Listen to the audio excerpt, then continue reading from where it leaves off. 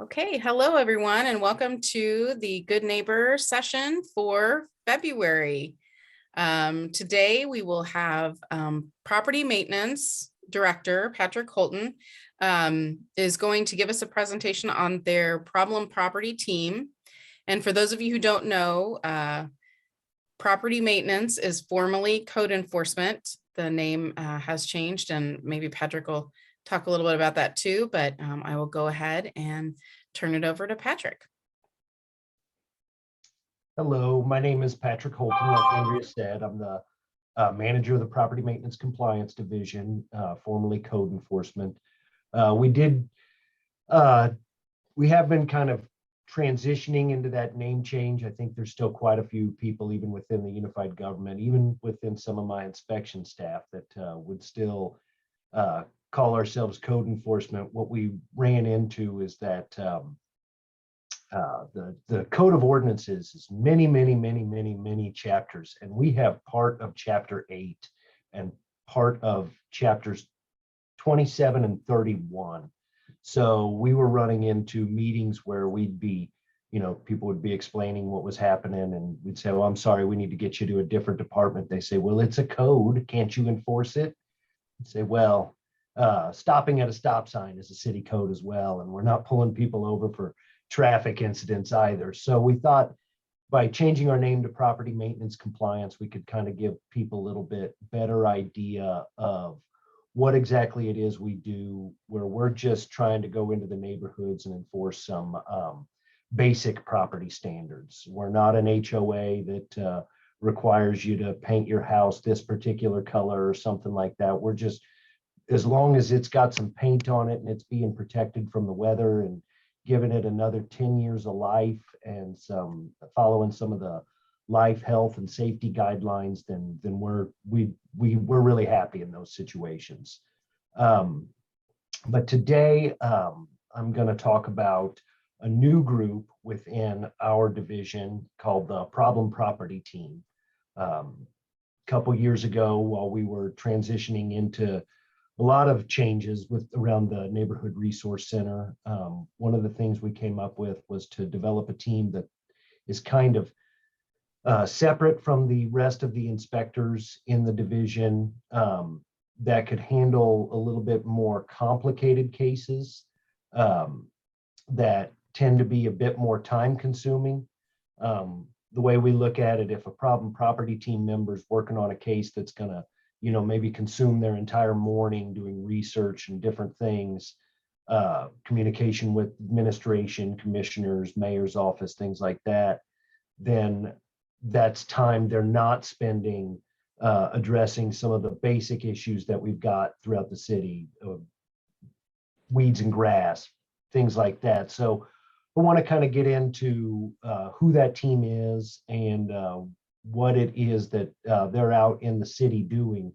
They may not directly affect the neighborhoods like the district inspector does, but it should allow the district inspector more time to have that effect on neighborhoods, like we hope to always have. So I've got a little presentation. Let me see if I can share this screen without a hitch.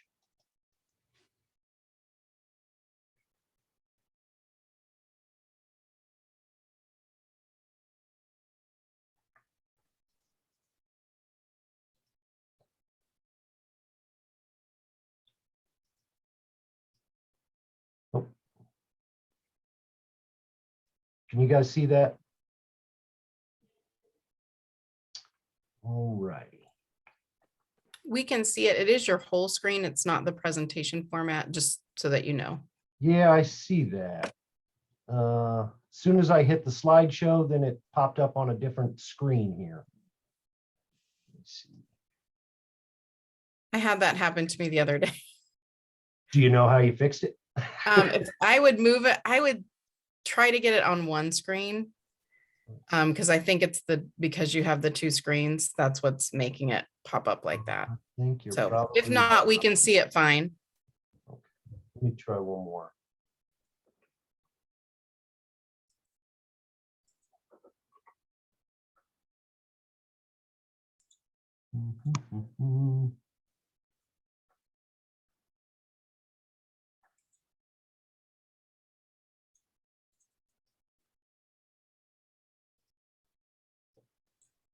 Perfect.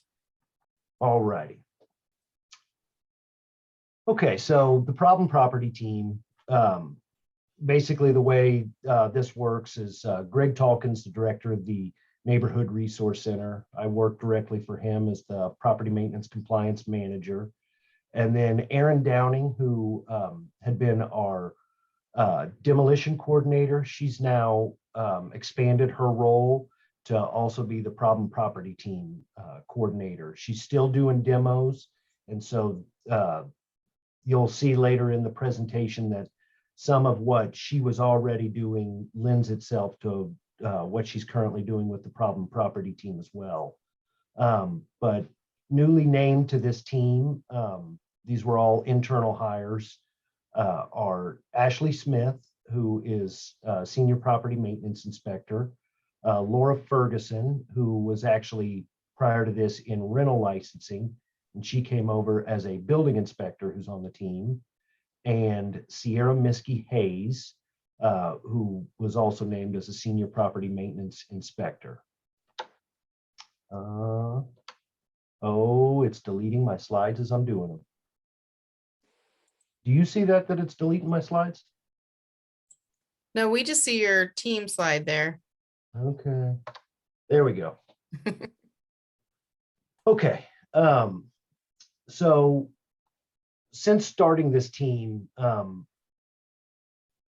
we're really starting from scratch and kind of trying to decide how it is that we were going to develop this this group and see how what kind of scope that was going to take on. We threw a lot of ideas at the wall, kind of just to see what would stick at one point. We even thought about like all the properties in the city that have been tagged unfit, all the properties in the city that have been boarded, something like that. What we've kind of narrowed that scope down to here very recently is this group of case types that you're looking at here, which include stop work orders, which is a process we've kind of taken over from building inspection, the hazardous fires and fire report, which, like I was saying, Erin Downing was already working with properties like this. The hazardous fires are ones where the damage was to an extent to where we'd be looking at possibly taking that building down, usually 75% or more damage to that property. Also, we do receive a report weekly from the fire department of different things that they've responded to that we might need to respond to as well. But also on here is sewer septic maintenance issues that we partner with Public Works and the Health Department. Vacant property compliance, which I can get into our vacant property registry when we hit that slide. This one's multi-department enforcement efforts. There's so much of what we do where we're better off if we can partner with the fire department, planning and zoning, building inspection, business license, because a lot of what we do touches on what they do as well. We also have people who come in for boarding permits, and we're trying to enforce those people to board those properties to a certain standard, so that if you do have a vacant property that you do need to board up for a period of time, you're boarding it to the best of your ability to keep people out to prevent certain calamities and safety issues. And then we also reserve cases as assigned by the director, Greg Talkin, the manager, myself, or Erin Downing, the coordinator. That first case type is stop work orders. Like I said, we kind of borrowed this from building inspection. Building inspection has a group of about 5 inspectors that go out and do inspections on properties that already have permits for them.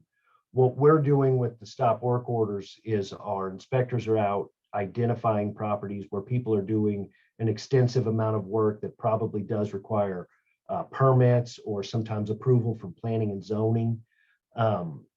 And we're getting our problem property team out to basically tell those people, for the time being, you need to stop working until you get the proper paperwork to us, so that we can have plans and we can schedule inspections by the building inspectors to make sure that the work that's being done meets code and proper safety standards.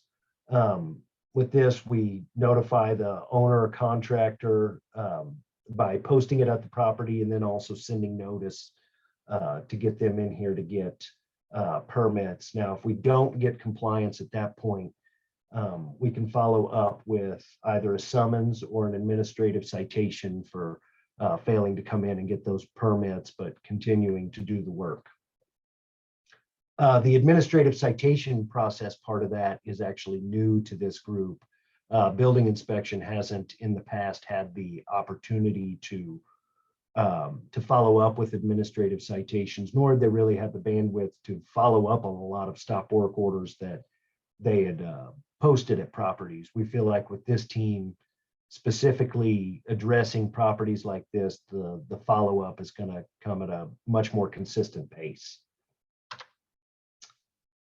Here's our hazardous fire and fire reports. As you can see from the picture of this property, it took extensive damage. In these situations, the fire department will notify Aaron Downing of a fire with extensive damage, and we try and get out and post these usually the day after they happen, sometimes the day that they do happen. Bring the owners in for a hearing and let them know that they need to decide whether they're going to rebuild this property or whether they're going to go ahead and tear this property down. The sewer and septic issues, like I say, we partner on the sewer side, we partner with Public Works, and on the septic side, we partner with the health department. The processes are essentially the same. It's just our partner's a little different, but Public Works or the health department would send the initial notice saying that a repair needs to be made to either your sewer or septic system. Public Works has to allow for 30 days to correct that problem, whereas the health department allows for 10 business days to correct that problem. Both have to be solved in the same manner. You have to get a licensed plumber with the septic. They also have to be a licensed septic installer to correct the problem. They have to get that permit.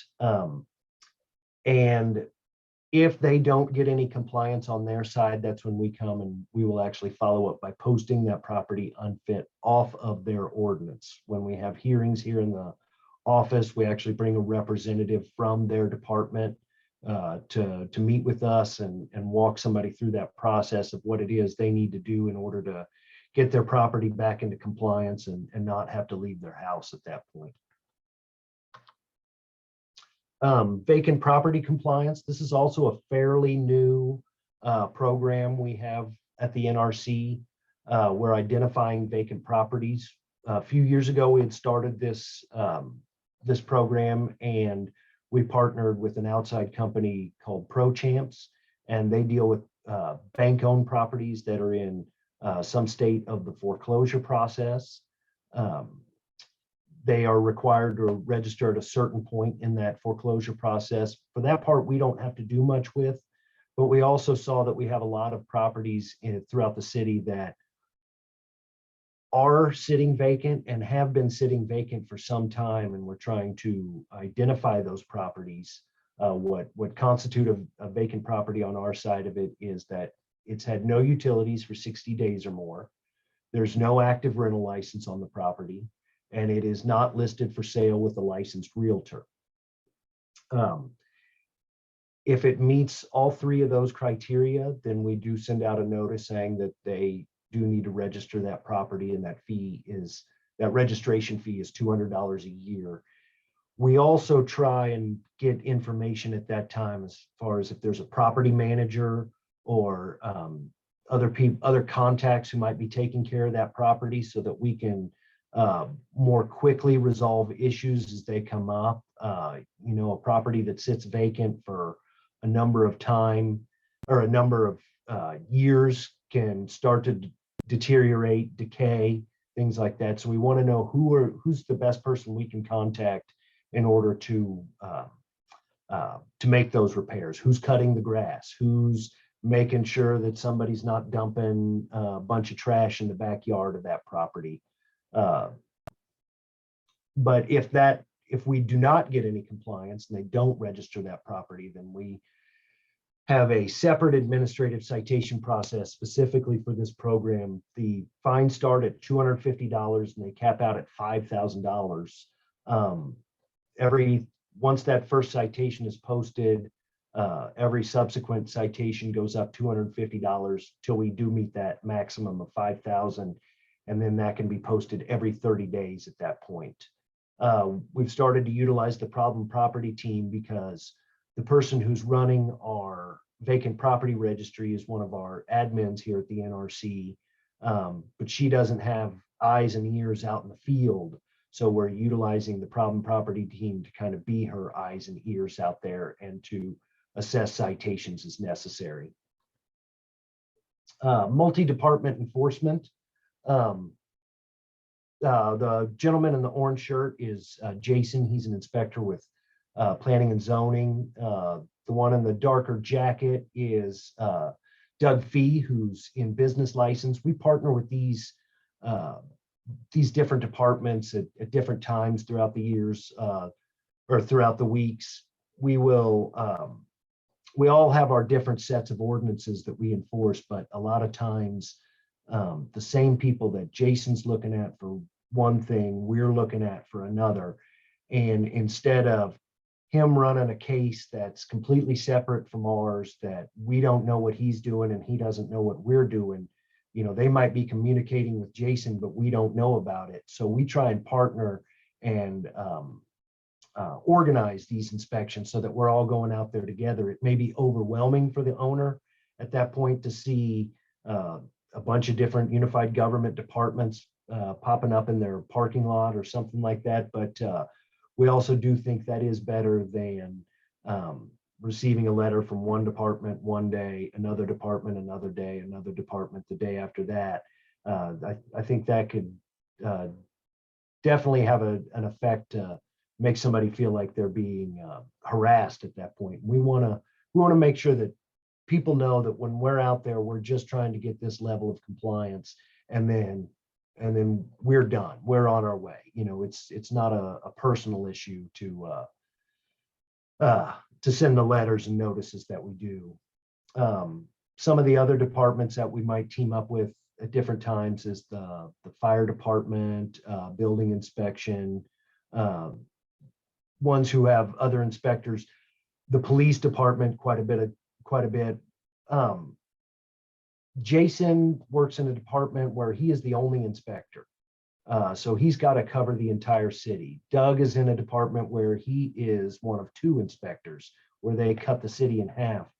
When I'm fully staffed, I would have 18 property maintenance inspectors plus the 3 members of the problem property team. So we kind of offer ourselves up to be the eyes and the ears for the rest of the unified government. We're out there hitting the streets every single day, working a district and trying to make sure that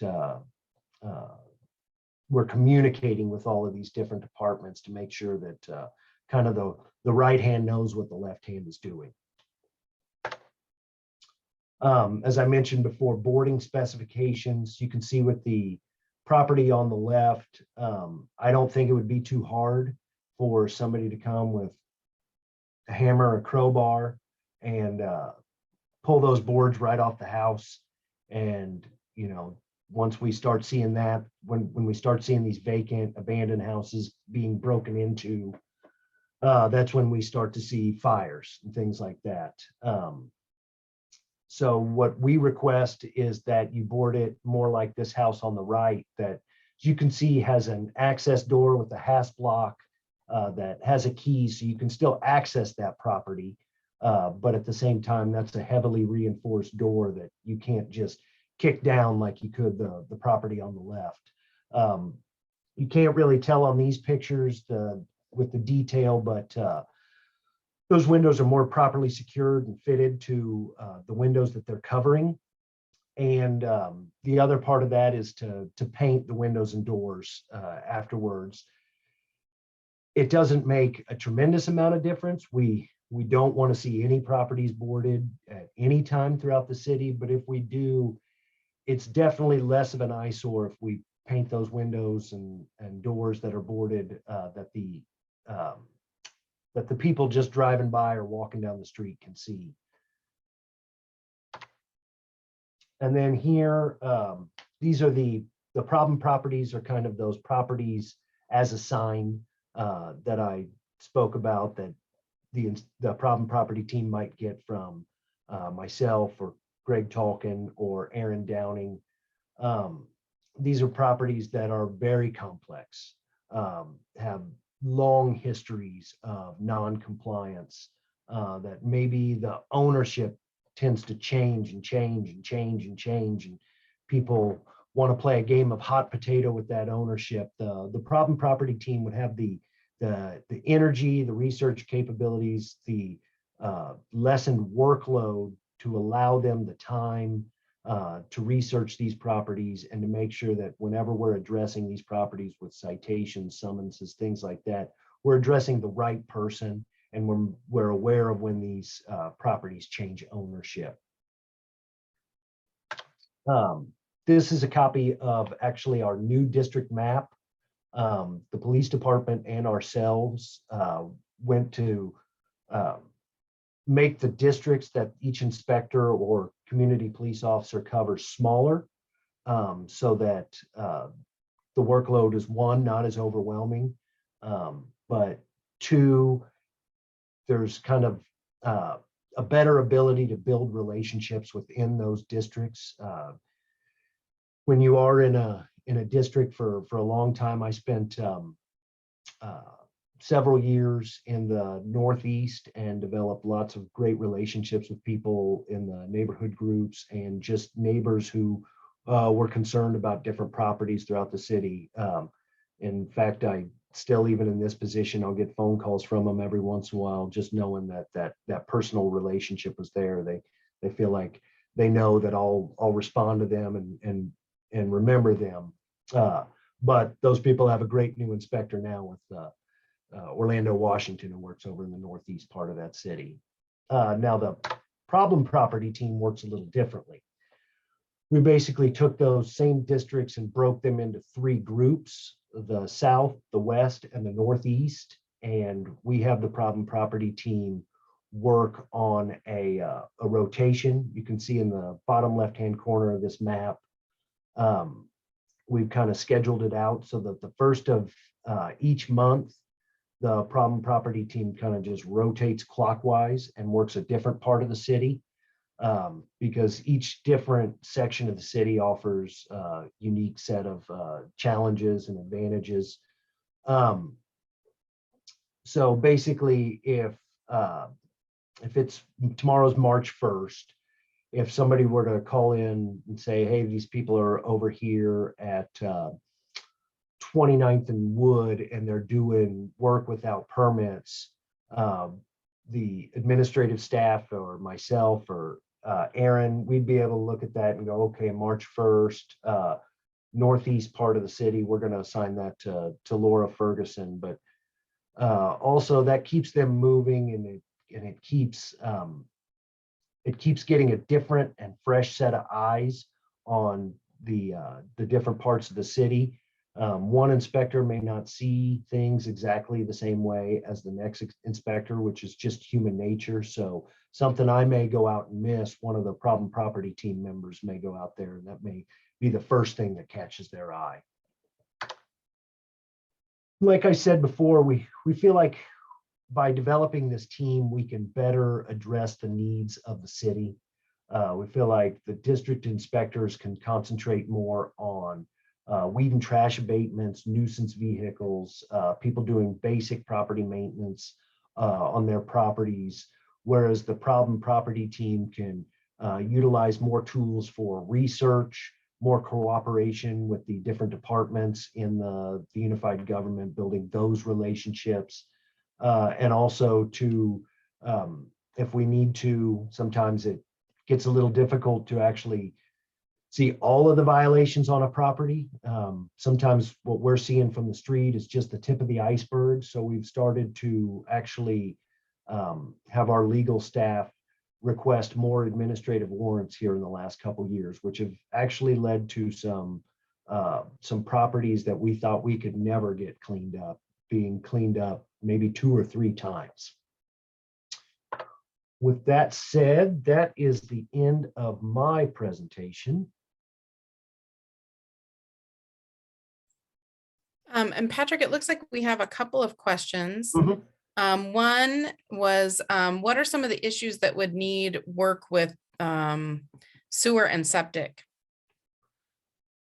So generally speaking, by the time if it's coming to us from the health department or public works, we're dealing with somebody who their sewer has actually ruptured or their septic system has actually failed. And we're dealing with a property where we can actually see that sewage kind of sitting, puddling on the property. These are more emergency type situations where we need somebody to go in there and fix that, a professional to go in there and fix that as soon as possible, because it's creating health hazard for not just the people who live at that property, not just the neighbors, but if that sewage starts to puddle on that property and then we get some rain, now that's going down into the storm sewers as well. So it extends far beyond just what you can see right there at that property. It becomes a health issue for all of us throughout the city. But would that really be the homeowner's issue, or was that an issue for Public Works? Well, and that's why Public Works investigates these first, because Public Works is going to be able to tell you whether that is a city issue or a private issue. So basically, if it's kind of like BPU with the water lines, you know, there's a point where it's drawn, and you've got the main line, which would be the responsibility of Public Works to fix, or you've got the homeowner side that feeds out to that main line. And if it happens basically between the house and the main, it is the property owner's responsibility to fix that. Now, there are programs throughout the city. I believe community development is actually helping with a property owner who had a septic issue. They can apply for assistance, because these are serious concerns, but also expensive repairs as well. Thank you. We also had a question about the map that you showed with the inspectors, where the Mhm. inspectors were, and they were asking if that could be shared. Yes, I think we're gonna be able to put that on the website, and then I can also have Nick Rabovich, our new data person here at the NRC, send that to you as well to share, Andrea. Okay, I can email that out to the group. Were there any other questions for Patrick?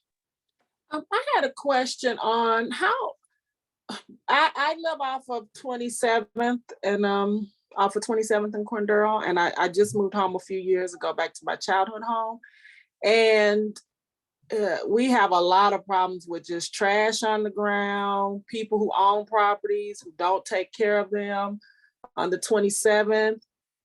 And then I don't know if it is true or not, but there's 2 properties next to my house that the county own, and I'd like to get them because I have to clean them. And I bought a house that I'm going to fix, but I can't secure the property because people who live on Delavan, when they're doing crimes off of 22nd Street, they walk up through there, and then they were delivering drugs from the back of my house, coming to the front, had to cut down all these trees.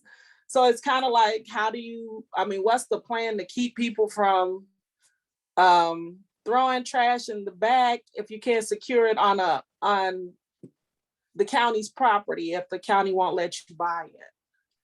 Yeah, and as far as the ownership with land bank properties and things like that, I'm not the one that would be making decisions like that. But Okay.